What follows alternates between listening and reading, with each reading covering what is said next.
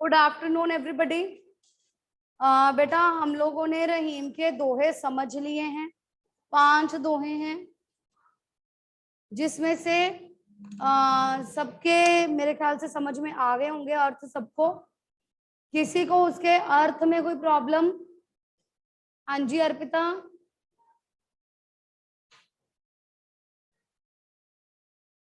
अर्पिता बोलिए।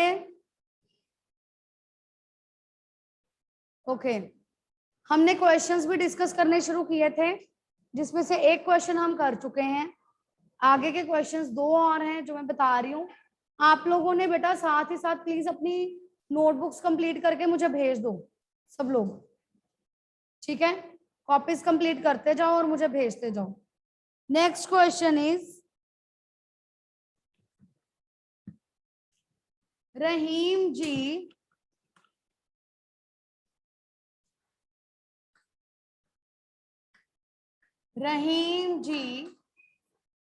सज्जन व्यक्ति किसे मानते हैं?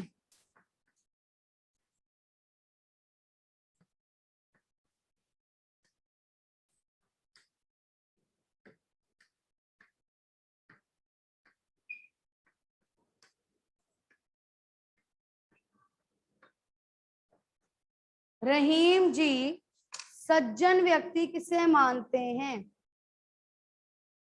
हाँ जी जलश्वीर।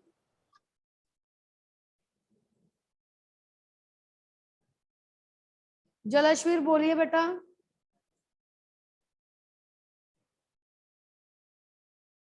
मैम रहीम जी सज्जन व्यक्ति उसे मानते हैं जो अपना भला ना सोचकर दूसरों का भला सोचे और दूसरों की मदद करे। Very good.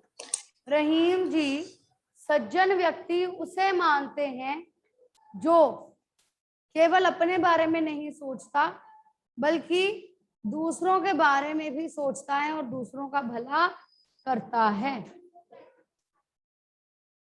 हाँ जो स्वार्थी नहीं है, स्वार्थी कह सकते हैं, जो स्वार्थी नहीं है वह केवल अपने बारे में नहीं सोचता बल्कि दूसरों की मदद करता है। क्लियर? क्लियर बेटा? नेक्स्ट क्वेश्चन इज धरती की उदाहरण देकर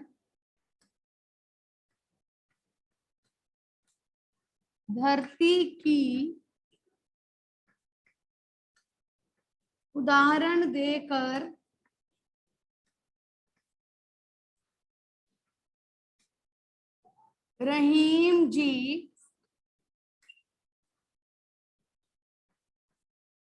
क्या कहना चाहते हैं?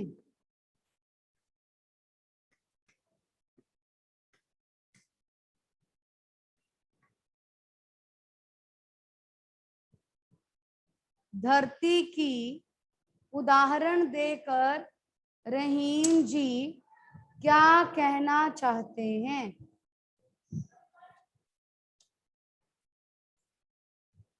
दृष्टि बताइए। यस मैम, धरती की उदाहरण देकर रहीम जी ये कहना चाहते हैं कि जैसे धरती चाहे सर्दी हो चाहे गर्मी हो सब कुछ सहन करती है, वैसे हमें भी सब कुछ सहन करने की हमें भी क्षमता होनी चाहिए। Okay anybody else? हाँ जी गुनीत।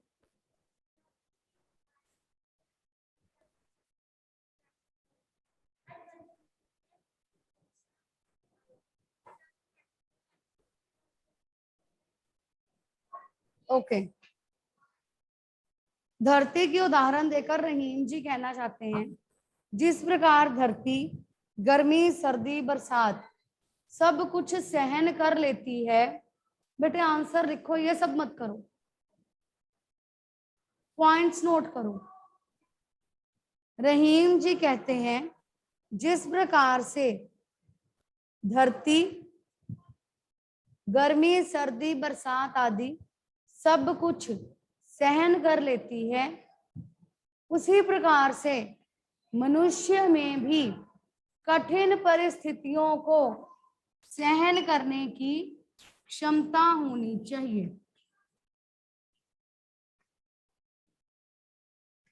मनुष्य को घबराना नहीं चाहिए और उसमें कठिन परिस्थितियों को सहन करने की क्षमता होनी चाहिए।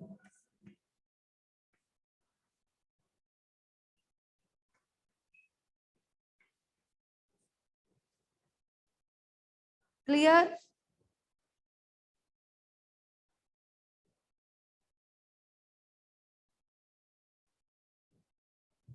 Any doubt? क्वेश्चंस क्लियर हुए बेटा सबको?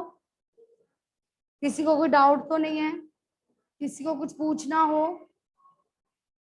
No, everything is clear. इसके साथ ही बेटा हमारे चैप्टर्स सारे खत्म हो जाते हैं। ठीक है, ग्रामर का एक नया टॉपिक शुरू करवा रही हूँ, इंट्रोड्यूस कर रही हूँ, जो आप लोगों ने समझना है। Very easy topic. ठीक है, आप लोग इंग्लिश में पंक्चुएशन मार्क्स करते हैं? क्या मतलब होता है पंक्चुएशन मार्क्स का?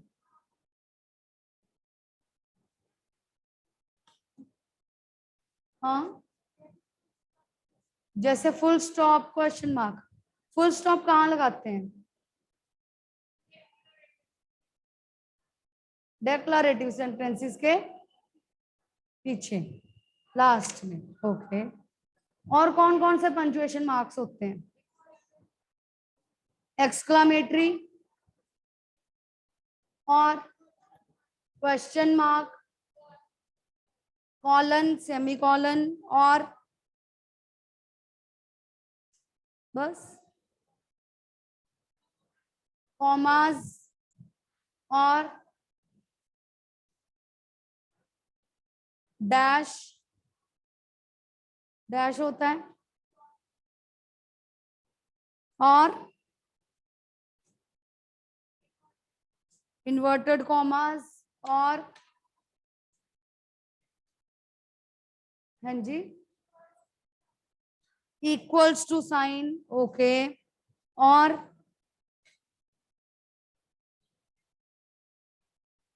ब्रैकेट्स होती हैं, ब्रैकेट्स भी यूज होती हैं। आप सबको इनके यूज पता है और इनको यूज क्यों करते हैं ये पता है?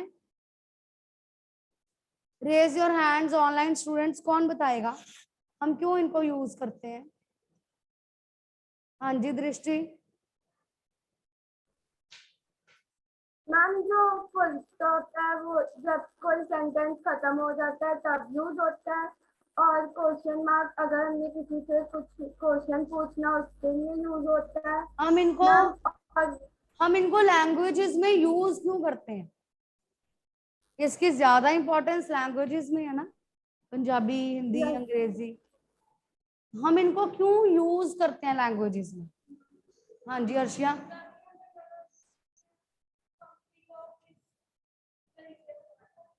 ओके, वन पॉइंट इज ताकि हमें पता चले कि किस लाइन को कैसे पढ़ना है। ओके, और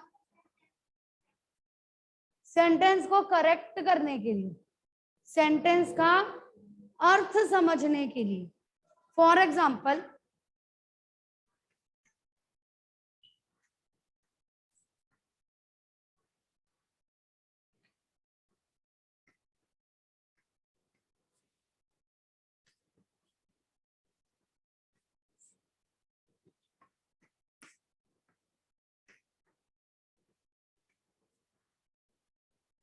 मैंने दो सेंटेंसेस लिखे हैं, शब्द सेम है, सिर्फ एक कॉमा का फर्क है।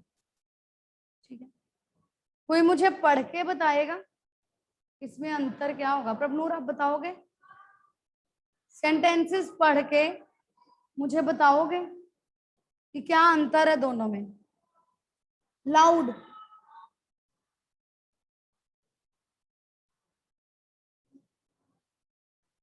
Online students? Okay, yes Himalaya, first time Himalaya has raised the hand. हाँ जी हिमालय बताइए।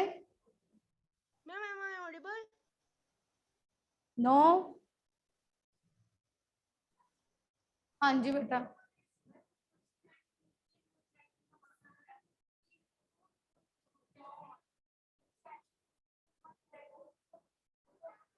हाँ, वेरी गुड वेरी गुड। देखो एक कॉमा के फर्क से सेंटेंस का मीनिंग ही चेंज हो गया। रुकिए मत जाइए, कि आप रुक जाइए, जाइए मत। दूसरा है रुकिए मत जाइए। अब जब मैंने ये दो सेंटेंसेस पढ़े हैं तो इन दोनों सेंटेंसेस में कोई अंतर समझ में आ रहा है? दोनों सेंटेंसेस में अंतर समझ में आ रहा है ना? और जब मैंने इनको बोला, जब मैं ये दो सेंटेंसेस बोले तो जहां पर कॉमा लगा है वहां मैंने थोड़ा सा पॉज दिया, मतलब मैं थोड़ा सा वहां पर रुकी। रुकिए मत जाइए, रुकिए के बाद रुकी मैं थोड़ा सा, मत जाइए इकट्ठा बोला, उसके बाद रुकिए मत जाइए। ठीक है। ये जो पंक्चुएशन मार्क्स होते हैं इनको हिंदी में कहते हैं विराम चिन्ह। विराम चिन्ह। ठीक है, ये नोट करते जाना बेटा आप सब लोग। जो भी मैं यहाँ पर लिख रही हूँ सब कुछ मेरे साथ साथ सब लोग नोट करते जाना, फेयर नोटबुक्स में नोट करते जाना।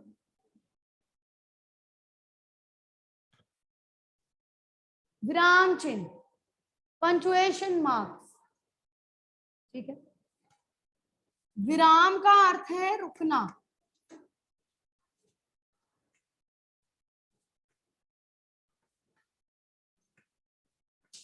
विराम रुकना। कभी सुना है कोई कहता है अब मैं अपनी वाणी को विराम देता हूं? सुना है कभी? अब अपनी वाणी को विराम देते हुए मैं आपसे विदा लेता हूं। नहीं सुना? ओके। जो प्रवचन करते हैं अक्सर वो इन शब्दों का प्रयोग करते हैं, अब मैं अपनी वाणी को विराम देता हूं, जो आपसे कुछ कह रहे हैं। ठीक है। विराम मतलब रुकता हूं, अब मैं रुक जाता हूं, अब मैं बोलता नहीं। विराम का अर्थ है रुकना।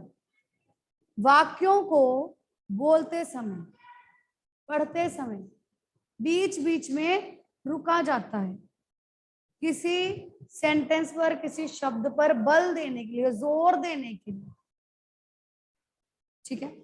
जहां रुका जाए, जहां थोड़ा ठहराव लाया जाए, वहां पर विराम चिन्हों का प्रयोग होता है। ठीक है। अगर मैं सेंटेंस पढ़ना शुरू करती हूँ, बोल रही हूं, ध्यान से सुनना। बहुत दिनों से आपने कोई पत्र नहीं लिखा, बड़े भैया को पुरस्कार मिला है, बकरी को कुत्ते ने काट लिया है, दादाजी को सरपंच के लिए चुन लिया है, मुझे नागपुर के संतरे अच्छे लगते हैं, आते समय आप जरूर ले आना। कुछ समझ में आया? कहाँ रुकना है, कहाँ नहीं रुकना है? कोई बात समझ में आई? नहीं आई? अब मैं दोबारा पढ़ती हूँ, फिर सुनना। बहुत दिनों से आपने कोई पत्र नहीं लिखा, बड़े भैया को पुरस्कार मिला है, बकरी को कुत्ते ने काट लिया है, दादाजी को सरपंच के लिए चुन लिया गया है, मुझे नागपुर के संतरे अच्छे लगते हैं, आते समय आप जरूर ले आना। अब समझ में आया? हर सेंटेंस के बाद, जहां सेंटेंस खत्म हुआ, हर सेंटेंस के बाद मैंने एक पॉज दिया। ठीक है। मैं क्योंकि अपनी उस बात को दिखाना चाहती थी कि ये बात मैंने कही है, इसके बाद मैं कुछ नया कहने जा रही हूं। ठीक है। जब हम अपनी किसी बात पर बल देने के लिए बीच बीच में रुकते हैं, वहां विराम चिन्हों का प्रयोग किया जाता है। आज हम सिर्फ विराम चिन्हों के नाम समझेंगे और कहां कहां कैसे प्रयोग किया जाता है। ठीक है। सबसे पहले है पूर्ण विराम। कुछ बच्चे इसे कहते हैं डंडी, हिंदी में डंडी नहीं है, पंजाबी में। ठीक है। इसको आप लिखेंगे कैसे? पूर्ण विराम। पूर्ण विराम कहां पर यूज होता है? जहां आप फुल स्टॉप लगाते हैं, जब एक वाक्य खत्म हो जाता है, पूर्ण विराम का प्रयोग। जैसे अभी मैंने कुछ सेंटेंसेस बोले थे, वहां पर पूर्ण विराम का प्रयोग होगा। कुछ बच्चे पूर्ण विराम का प्रयोग नहीं करते हैं, लेकिन वो किया जाना चाहिए। ठीक है, नेक्स्ट अल्प विराम। अल्प का मतलब होता है थोड़ा, कॉमा। पूर्ण विराम हम लगाते हैं जहां हमने पूरी तरह से रुकना हो। Note it down. आप लिख क्यों नहीं रहे बेटा?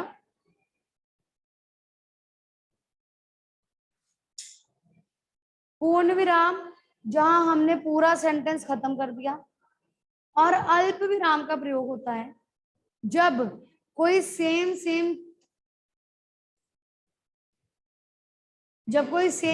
चीजों की बात हो रही, लोगों की बात हो रही, जैसे अर्शिया, गुनीत, प्रभनूर, संचित और नौनिहाल क्लास में बैठे हैं।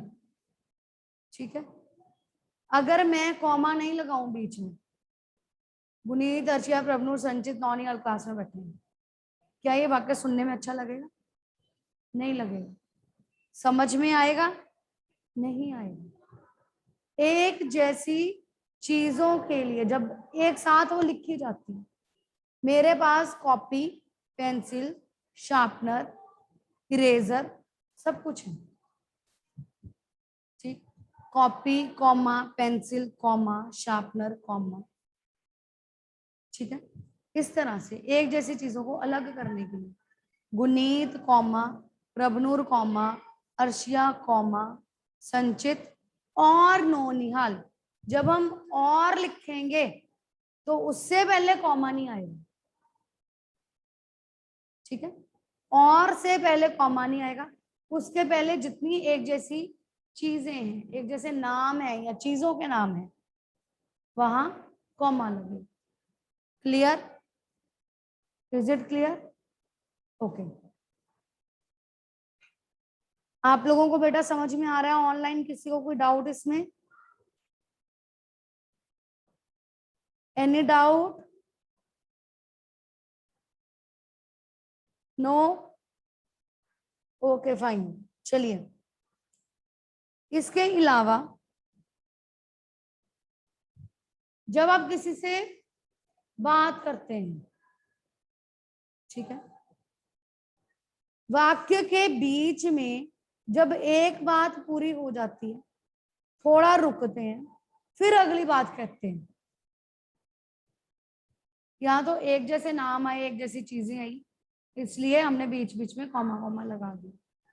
लेकिन जब आप कोई सेंटेंस बोलते हैं, एक सेंटेंस कंप्लीट हुआ, उसके साथ ही आपने दूसरा सेंटेंस बोलना, दो अलग अलग सेंटेंसेस नहीं है, वहां यूज होता है अर्ध विराम।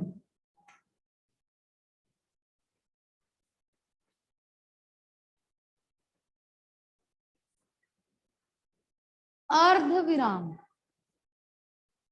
सॉरी, अर्ध विराम। ठीक है, अर्ध विराम कैसे लिखेंगे? डॉट लगाया, कॉमा, उसके साथ कैसे? ये लिखा, ये लगाया। इसे क्या कहते हैं इंग्लिश में? Search it. ओके, ठीक है। अर्ध विराम, अर्ध विराम का प्रयोग हम कैसे करेंगे? विद्या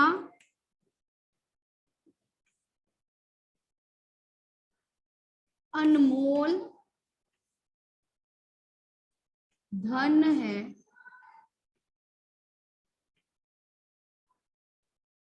खर्च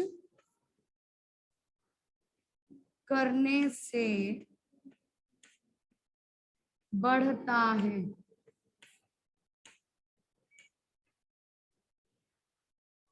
देखो, दो सेंटेंसेस हैं, विद्या अनमोल धन है, ठीक है। अगर हम एक सेंटेंस लिखते विद्या अनमोल धन है, पूर्ण विराम लगा देते, तो क्या हम अगला सेंटेंस ऐसे शुरू कर सकते थे, खर्च करने से बढ़ता है? नहीं कर सकते। हमें क्या लिखना पड़ता कि यह खर्च करने से बढ़ता है, ठीक है। या हम लिखते इसे खर्च करने पर यह और बढ़ता है, इस तरह से कुछ लिखते अगर हम पूर्ण विराम लगाते। और ना ही यहाँ पर अलग अलग चीजें हैं जिन्हें हमें सेग्रीगेट करके दिखाना है, बल्कि दो अलग अलग बातें हैं जो एक ही सेंटेंस में लिखी हुई हैं, और हमें यहाँ पर बिल्कुल थोड़ा सा पॉज देना है। विद्या अनमोल धन है, खर्च करने से बढ़ता है, ठीक है। दो अलग अलग बातें हैं, एक ही सेंटेंस में लिखी हैं। एक सेंटेंस जहां खत्म हो रहा है वहां अर्धविराम लगाकर उसी से रिलेटेड अगली बात, ठीक। और एग्जांपल दे रही हूं, बच्चे आ गए हैं, भोजन न जाने कब आएगा। अब दो अलग अलग सेंटेंसेस हैं, बच्चे आ गए हैं और भोजन न जाने कब आएगा।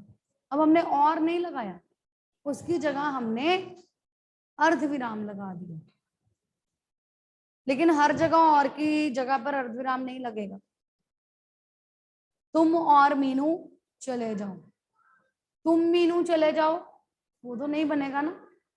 जहां और लगना है वहां और ही लगेगा, लेकिन कुछ वाक्यों में अर्धविराम का इस तरह से प्रयोग किया जाता है। क्लियर? Any doubt? नो? चलूं आगे? शोमित थाम्ब ऑनलाइन स्टूडेंट्स, अगर क्लियर हो गया तो ओके। नेक्स्ट इज, क्या है ये? Question mark. इसे हिंदी में क्या कहते हैं? नहीं, प्रश्न, प्रश्न, प्रश्निक चिन्ह कह सकते हैं, या प्रश्न सूचक चिन्ह, प्रश्न सूचक चिन्ह।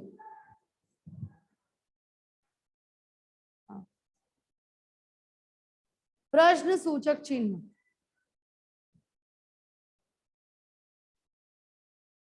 ठीक है।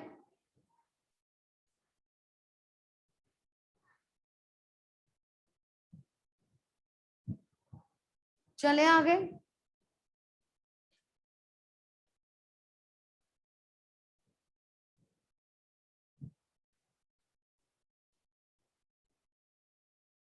Clear everybody? ठीक।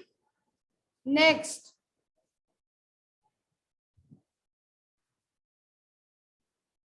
अभी तक हमने किया पूर्ण विराम, अल्प विराम, अर्ध विराम और प्रश्न सूचक। नेक्स्ट, ये कौन सा निशान है?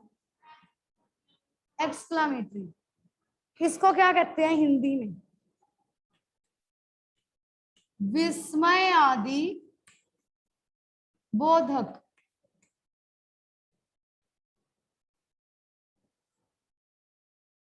ये शब्द जो है बेटा, ये तीन शब्दों से बना है, विस्मय, आदि, बोधक।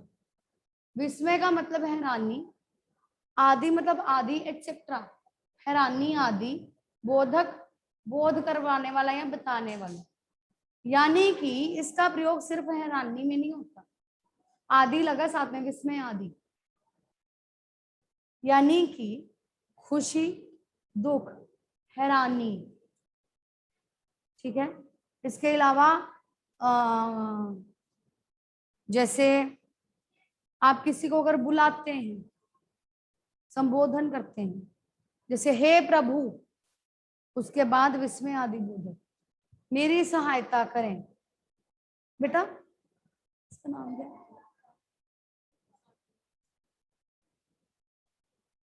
ठीक है,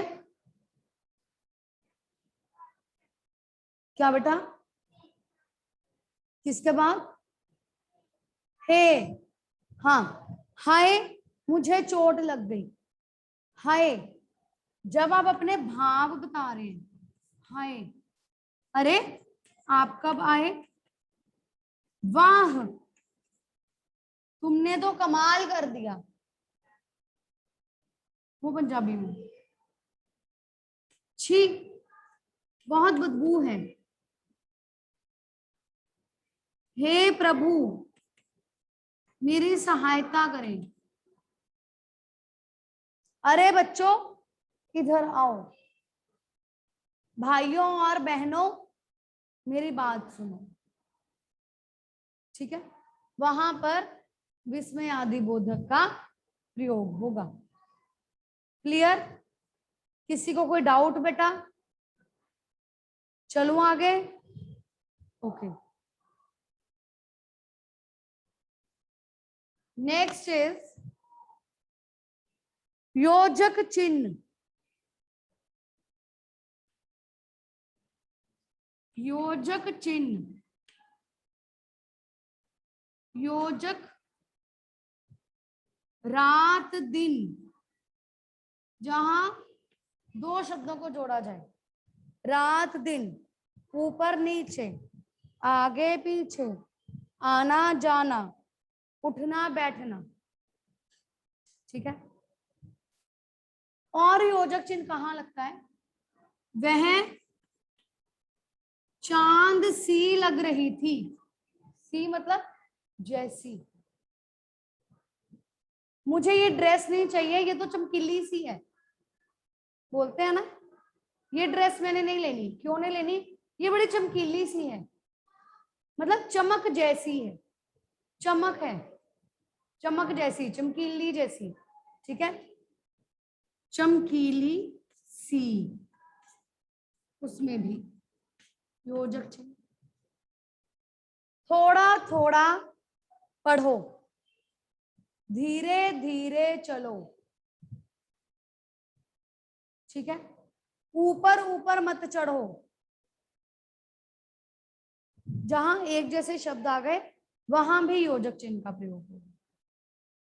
क्लियर सबको? चलो आगे। ओके, नेक्स्ट इसके बाद है निर्देशक चिन्ह।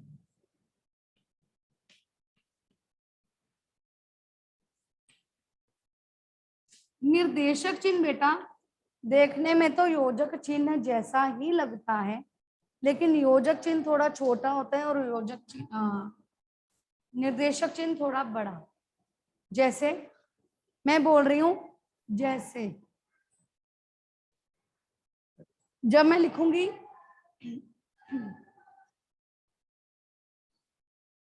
जैसे, उसके बाद एक लाइन लगाते हैं एग्जांपल्स देने के लिए। जैसे ये है निर्देशक चिन्ह।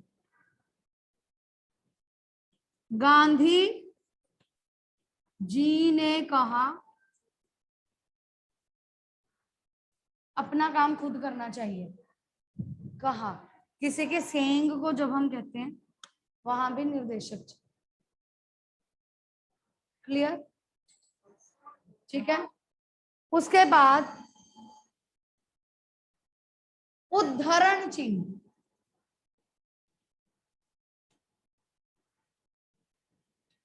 उद्धरण चिन्ह जो आप इन्वर्टेड कॉमास करते हैं, सबको पता है इन्वर्टेड कॉमास होते हैं सिंगल इन्वर्टेड कॉमास और डबल इन्वर्टेड कॉमास, सबको पता है। इसे कहते हैं उद्धरण चिन्ह। Okay, online students any doubt? No? बाकी बेटा हम लोग कल समझेंगे। ठीक है, इनको रिवाइज कीजिएगा, बाकी कल करेंगे। थैंक यू बेटा।